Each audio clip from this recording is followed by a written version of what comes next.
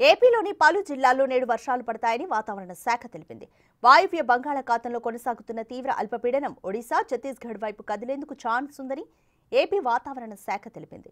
దీని ప్రభావంతో ఉత్తరాంధ్రలోని శ్రీకాకుళం, విజయనగరం, మన్యం, అల్లూరి జిల్లాల్లో అక్కడక్కడ తేలికపాటి నుంచి మోస్తరు వర్షాలు కురుస్తాయని అంచనా వేసింది. కృష్ణా, గోదావరి నదుల ప్రవాహం పూర్తి స్థాయిలో తగ్గే వరకు లోతట్టు ప్రాంతాల ప్రజలు అప్రమత్తంగా ఉండాలని సూచించింది. నేడు తెలంగాణలో ఉరుములు మెరుపులతో కూడిన వర్షాలు కురుస్తాయని వాతావరణ శాఖ తెలిపింది.